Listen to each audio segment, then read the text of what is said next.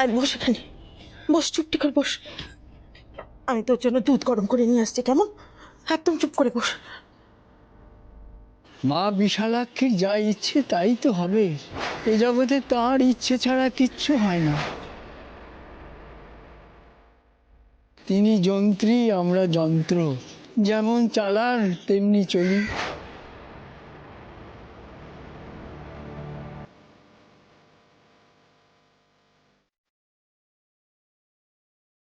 সবে মায়ের ইচ্ছে, মায়ের ইচ্ছে ছাড়া সত্যিই কি কিচ্ছু হয় না?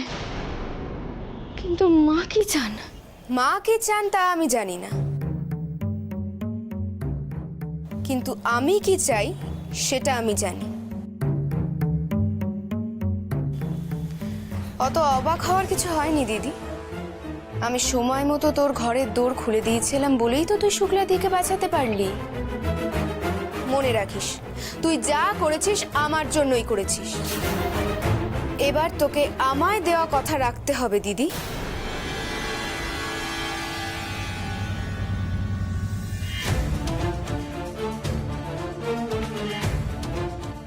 আমি যা চাইবো তাই দিবি বলেছিলিস, দে এবার। তুই কি চাস বল? আমার কাছে থাকলে আমি তোকে সত্যি দেব। তুই শুধু আমাকে একটাবার বেরোতে দে বোন। সত্যি তো তোর কাছে দেবার মতো কিছু নেই। কি চাই বল তো তোর কাছে? ঠিক আছে, ঠিক সময় মতো চেয়ে নেব। তুই কথা দে আমাকে, তুই কথার খেলাপ করবি না। কথা দিলাম রে, যা চাইবি তাই দেব। কি রে, কি ভাবছিস? দিতে হবে শুনেই ভয় পেয়ে গেলি? দেওয়ার যখন মনই নেই তখন কথা দিয়েছিলিস কেন? কখন বললাম দেব না? কি চাই তোর বল কুমু? যা চাইবো দিবি তো? দেব কুমু, দেব। তোকে ভরসা নেই, হুট করে কথা ঘুরিয়ে দিতে পারিস। আমার গা ছুঁয়ে বল। তুই যা চাইবি তাই দেব, বল এবার।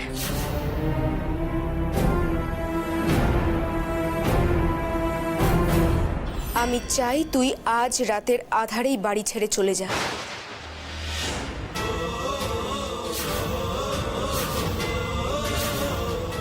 একেবারে চলে যা, আর কখনো ফিরে আসবি না।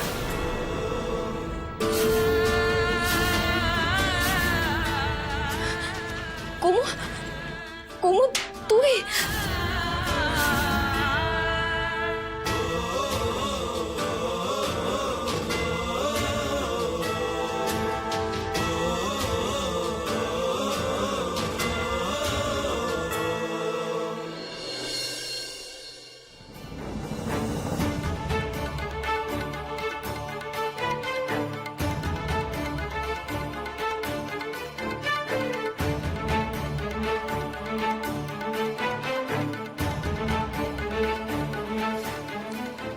অনেক বড় হ বাবা। বড় তো ওকে হতেই হবে। বড় না হলে এত বড় বিজনেস সামলাবে কি করে? বাবা তুমি চিন্তা করো না, তোমার বিশ্বাসের মর্যাদা আমি রাখবো। মা আমি আসি। দীপু,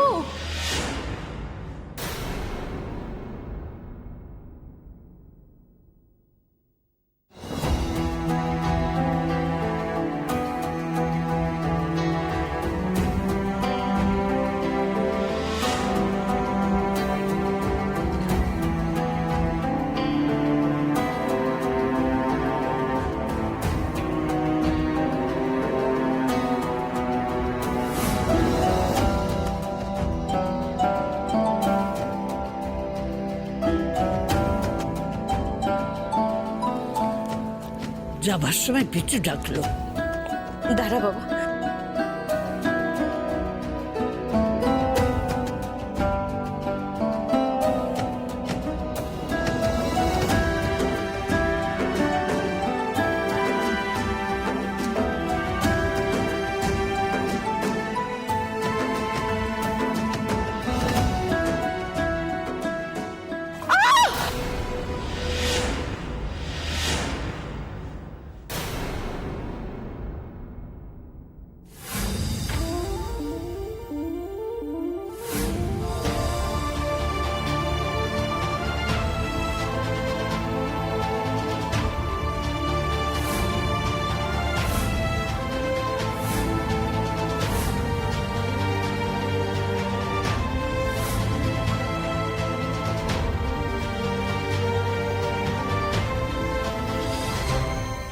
কিন্তু আমি কোথায় যাব কুমু? সে আমি কি জানি, যেদিকে দু চোখ যায় চলে যা। জমের দুয়ারে যা তুই।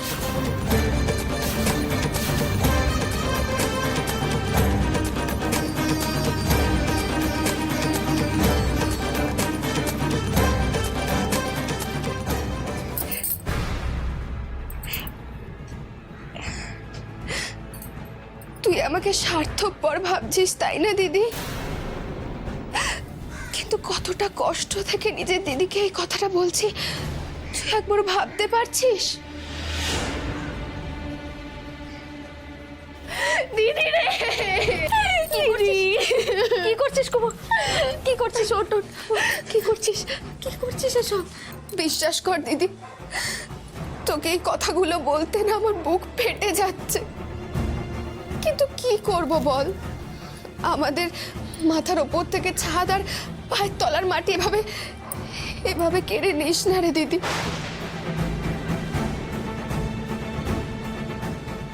কত স্বপ্ন আমার জানিস, এই দাওয়াতে আমার বিয়ের মণ্ডপ হবে, ধিয়েন বসবে, ওই ওই রাস্তা দিয়ে বর আসবে।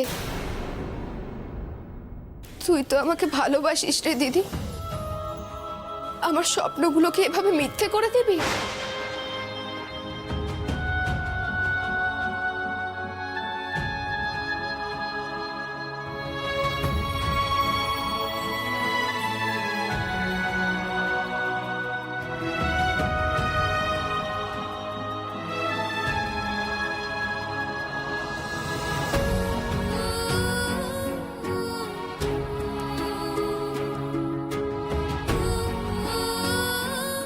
না না, ঠাকুর করুন তোর বিয়ে এই ভিটেতেই হোক কুমু। এই দাওয়া তোর বিয়ের দিন আলো ঝলমল করে সেজে উঠুক, সানাই বাজুক। কেউ তাড়াবে না, কেউ তাড়াবে না তোদের এই ভিটে থেকে। আমি চলে গেলেই তো সব সমস্যা মিটে যাবে। আমি সব সমস্যা মিটিয়ে দেব। মা দাদুকে পেন্নাম করে কাল ভোরেই আমি। পাগল হয়েছিস তুই? ওরা জানলে বুঝি তোকে যেতে দেবে? মাথার দিব্যি দিয়ে আটকে দেবে না? তাহলে মাঝ রাতে সবাই যখন ঘুমিয়ে পড়বে তখন তুই চলে যাবি, বুঝেছিস?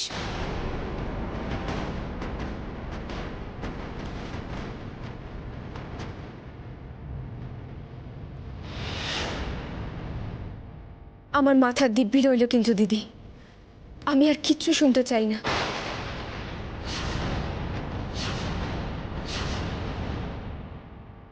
যাওয়ার সময় মা আর দাদুকে বলে পর্যন্ত যাব না।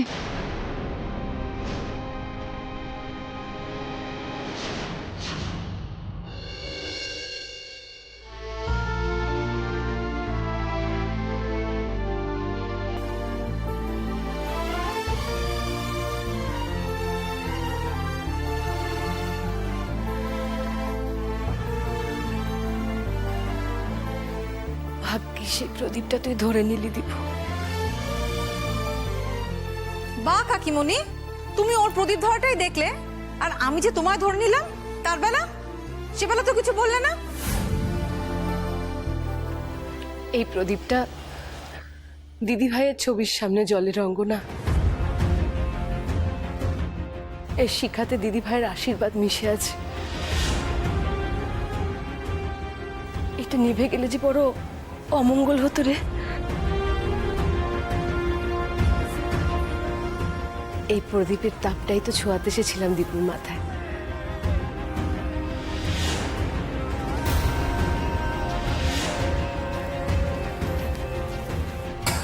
আমি আসছি। দাঁড়াও দীপু, কাকিমা কি বললেন শুনলে না? এসো প্রতিমা, ওর কপালে প্রদীপের তাপ ছোঁয়াও।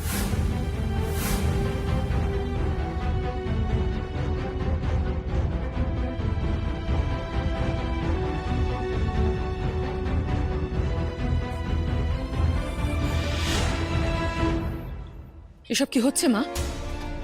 দীপু আজ একটা শুভ কাজে বেরোচ্ছে, উচ্ছন্নে গেছে বলে যাকে আপনি ঠাকুর ঘরে ঢুকতে দেন না, ঠাকুরের কোনো কাজ করতে দেন না, তার হাত থেকে প্রদীপের তাপ নিয়ে দীপু আজকে বাইরে যাবে? আমি কিছুতেই হতে দেব না। তুই যা দীপু।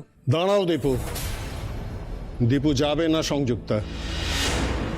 কল্পনার আশীর্বাদ না নিয়ে দীপু কোথাও যাবে না।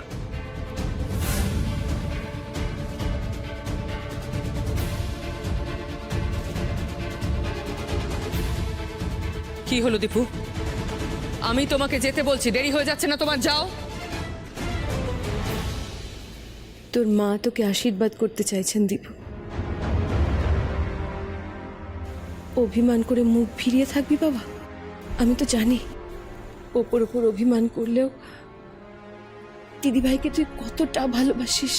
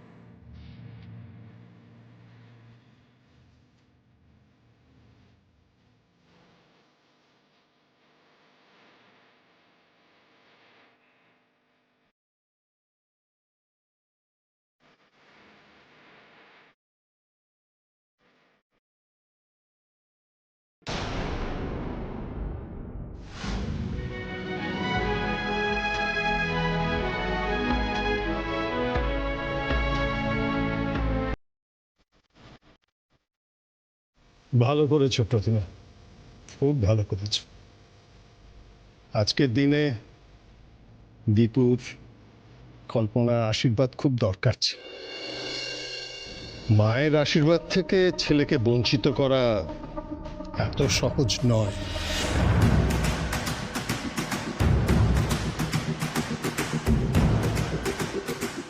দুর্গা দুর্গা।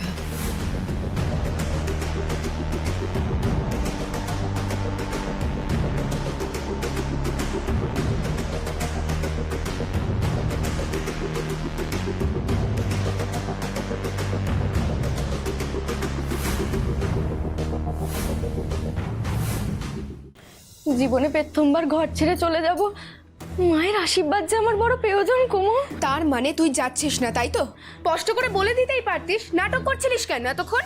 নাটক করছি না রে, কিন্তু মায়ের আশীর্বাদ ছাড়া চলে যাব?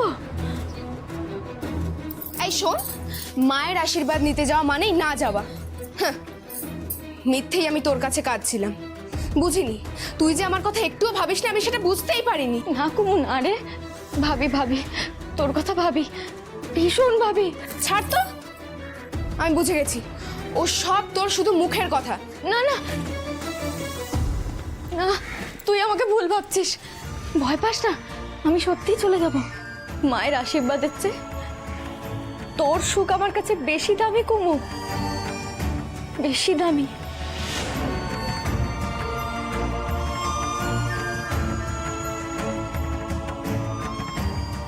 তাই কথা দিলাম তোকে, আজ রাতেই আমি জম্মের মতো বাড়ি ছেড়ে চলে যাব, আর ফিরে আসবো না কখনো না।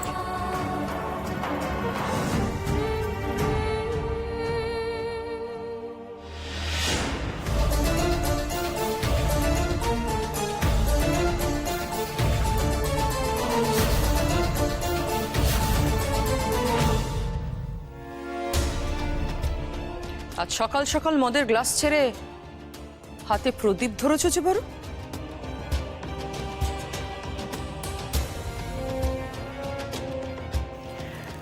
আজ তো হাতে প্রদীপ ধরেছি। তোমার হাত থেকে দীপুকে বাঁচানোর জন্য কোনোদিন না হাতে অস্ত্র ধরতে হয়।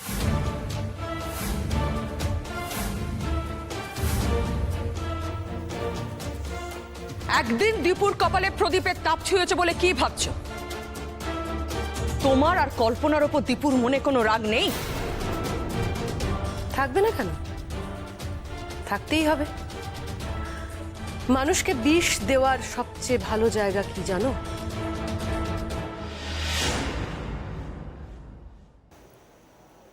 কান। যেভাবে তুমি দীপুর কানে আমার আর দিদি ভাইয়ের নামে বিষ ঢেলেছ, তাতে ওর রাগ যে এত সহজে কমবে না, সেটাই স্বাভাবিক নয় কি?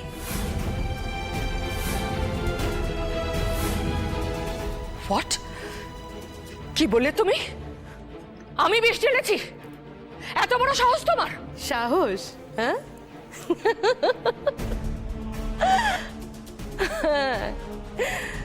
সাহসটা অবশ্য আমার একটু বেশি। তারপর আবার কি জানো তো, মাতাল মানুষ তো, ওসব খেলে আবার মানুষ সত্যিটা বলতে ভয় পায় না।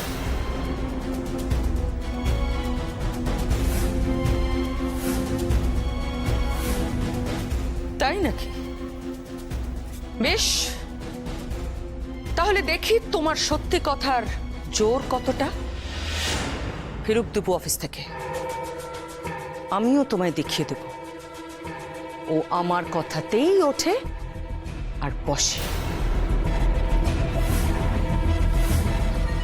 আমার কথাই ওর কাছে শেষ কথা, বেদ বাক্য।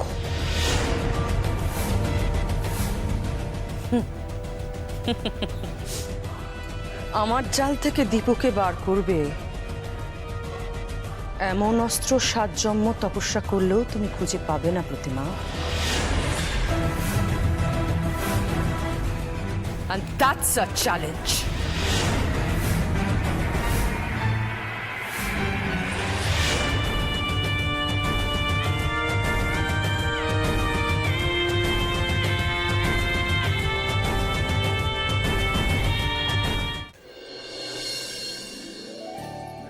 নয়ন, কিরে? ওমা, এখানে কি করছিস তুই? এই জর্গায় বেরিয়ে এলি কেন বল দেখি? চল ঘরে চল।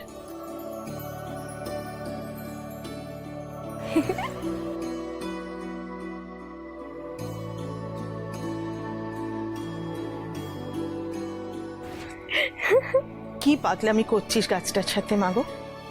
ঘরে চল, দুধটুকু খেয়ে নিবি, আয়।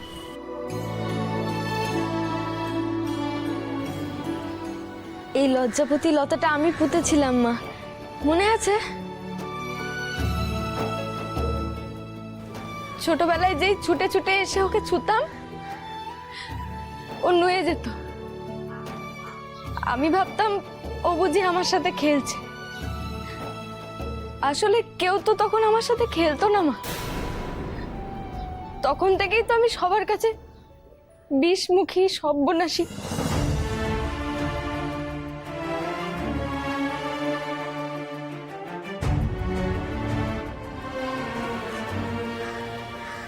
আমি এমন কেন হলাম মা? কেন হলাম? সবই পোড়া কপাল রে নয়ন, পোড়া কপাল। নাহলে কেন এরকম হবে বল দেখি? কিন্তু কপালের লিখন তো কেউ খণ্ডাতে পারে না রে মা। কপালে যা লেখা থাকবে তাই হবে। এখন গাছটাকে ছেড়ে ঘরে চল, ঘরে চল, দুধটুকু খেয়ে নিবি, আয়। তার আগে কথা দাও, গাছটাকে মরতে দেবে না?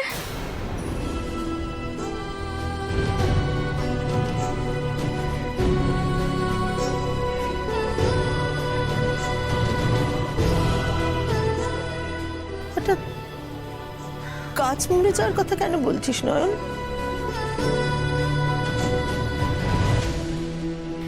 এই গাছের কাছে আমি আমার মনটা রেখে যাচ্ছি মা। যতদিন এই গাছ বেঁচে থাকবে জানবে তোমার নয়নও আছে কোথাও না কোথাও।